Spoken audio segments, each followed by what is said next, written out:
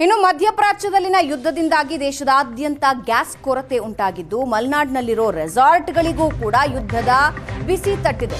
ಹಾಸನದ ಸಕಲೇಶಪುರ ತಾಲೂಕಿನಲ್ಲಿರೋ ರೆಸಾರ್ಟ್ಗಳು ವಾಣಿಜ್ಯ ಗ್ಯಾಸ್ ಇಲ್ಲದೆ ವಹಿವಾಟನ್ನೇ ಬದಲಾಯಿಸಿದ್ದಾರೆ ಮಾಲೀಕರು. ಬುಕಿಂಗ್ನಲ್ಲಿ ಶೇಕಡಾ 50% ಕಡಿತ. ರೆಸಾರ್ಟ್ ಮೆನ್ಯೂನಲ್ಲೂ ಬದಲಾವಣೆಯಾಗಿದೆ. ರೆಸಾರ್ಟ್ಗಳಲ್ಲಿ ಗ್ಯಾಸ್ ಇಲ್ಲದ ಕಾರಣ ಸೌದೆ ಒಲೆಯಲ್ಲಿ ಅಡುಗೆ ಮಾಡ್ತಾ ಇದ್ದಾರೆ. ಬುಕಿಂಗ್ ಕೂಡ 50%ಗೆ ಇಳಿಕೆ ಮಾಡಿದ್ದಾರೆ. ಜಾಸ್ತಿ ಜನ ಬಂದ್ರು ಅಂದ್ರೆ ಅಡುಗೆ ಜಾಸ್ತಿ ಮಾಡಬೇಕು, ಅಡುಗೆ ಜಾಸ್ತಿ ಬೇಕು ಅಂದ್ರೆ ಸಿಲಿಂಡರ್ ಬೇಕು. ಸಿಲಿಂಡರ್ ಇಲ್ಲದ ಕಾರಣ ಒಲೆಯಲ್ಲಿ ಅಡುಗೆ ಮಾಡ್ತಾ ಇದ್ದಾರೆ.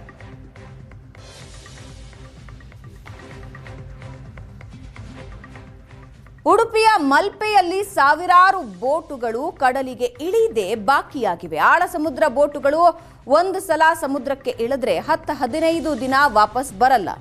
ಈ ಬೋಟುಗಳಲ್ಲಿ ದುಡಿಯೋ ಕಾರ್ಮಿಕರಿಗೆ ಊಟ ತಯಾರು ಮಾಡೋದಕ್ಕೆ ಗ್ಯಾಸ್ ಸಿಲಿಂಡರ್ ಬೇಕೇ ಬೇಕು.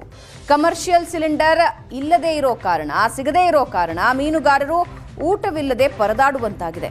100 ಕಿಲೋಮೀಟರ್ ಕಡಲ ನಡುವೆ ಹೋಗೋದಾದ್ರೂ ಹೇಗೆ ಅಂತ ತಲೆ ಮೇಲೆ ಕೈ ಹೊತ್ತು ಕೂತಿದ್ದಾರೆ. ನಮ್ಮ ಉಡುಪಿ ಪ್ರತಿನಿಧಿ ನಡೆಸಿರುವ ವಾಕ್ ಥ್ರೂನಲ್ಲಿ ನೋಡಿ.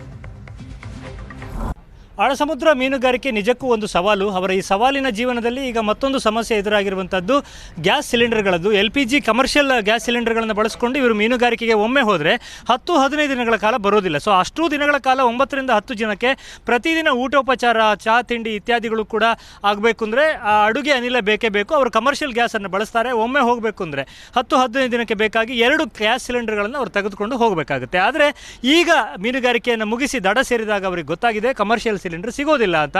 ಸೊ ಇದು ಬಹಳ ಒಂದು ಗಂಭೀರ ಸಮಸ್ಯೆಯಾಗಿ ಅವರನ್ನು ಕಾಡ್ತಾ ಇರುವಂಥದ್ದು. ಕೇವಲ ಅಡುಗೆ ಮಾತ್ರ ಅಲ್ಲ, ಪ್ರತಿದಿನದ ಬಿಸಿ ನೀರು ಇತ್ಯಾದಿಗಳನ್ನು ತಯಾರಿ ಮಾಡಿಕೊಳ್ಳೋದಕ್ಕೂ ಕೂಡ ಅವರಿಗೆ ಗ್ಯಾಸ್ ಸಿಲಿಂಡರ್ ಬೇಕೇ ಬೇಕು. ನಾವೀಗ ಬೋಟ್ಗಳನ್ನು ಇಲ್ಲಿ ನೋಡಿದರೆ ಭಾಳ ಗೊತ್ತಾಗುತ್ತೆ.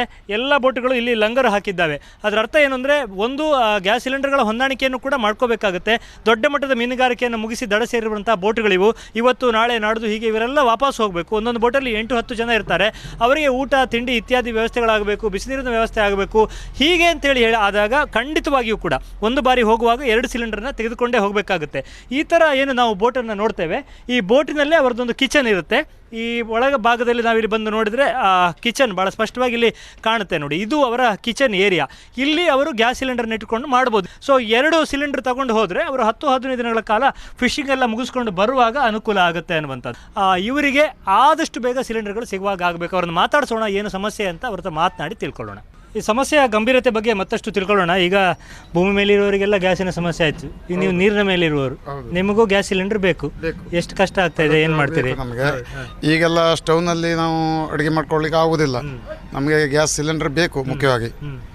ಮತ್ತಂತ ಹೇಳಿದ್ರೆ ಈಗ ನಾವು 10-11-12 ದಿವಸಕ್ಕೆಲ್ಲ ಒಳಗಡೆ ಬರೋದು. ಈಗ ಇವತ್ತು ನೈಟು ಪಡ್ಡೆ ಹೋದರೆ ಒಳಗಡೆ ಬರೋದು 10-12 ದಿವಸ ಆಗ್ತದೆ. 10-15 ದಿವಸಕ್ಕೆ ಊಟ, ಅಡುಗೆ, ಬಿಸಿ ನೀರೆಲ್ಲ ನಾವು ಗ್ಯಾಸನ್ನೇ ಯೂಸ್ ಮಾಡೋದು.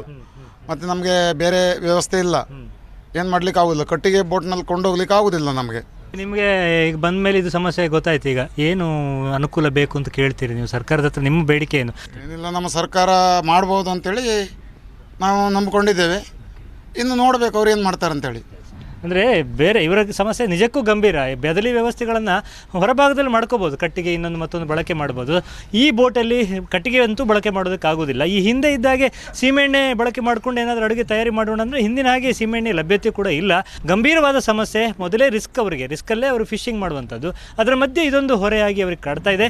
ಆದಷ್ಟು ಬೇಗ ಏನು ಅವರನ್ನು ಪ್ರಿಯಾರಿಟಿ ಅಂತ ಗಮನಿಸುವಾಗ, ಆದ್ಯತೆ ಅಂತ ಗಮನಿಸುವಾಗ ಮೀನುಗಾರರನ್ನು, ಬೋಟಲ್ಲಿ ಹೋಗುವವರನ್ನು ಸರ್ಕಾರ ಪರಿಗಣಿಸಲಿ ಅನ್ನುವಂಥದ್ದು ನಮ್ಮ ಒತ್ತಾಯ ಕೂಡ. ಉಡುಪಿಯಿಂದ ಕ್ಯಾಮ್ರಾಮನ್ ಹರೀಶ್ ಜೊತೆಗೆ ಶಶಿಧರ್ ಮಾಸ್ತಿಬೈಲು, ಏಷ್ಯಾನೆಟ್ ಸುವರ್ಣ ನ್ಯೂಸ್.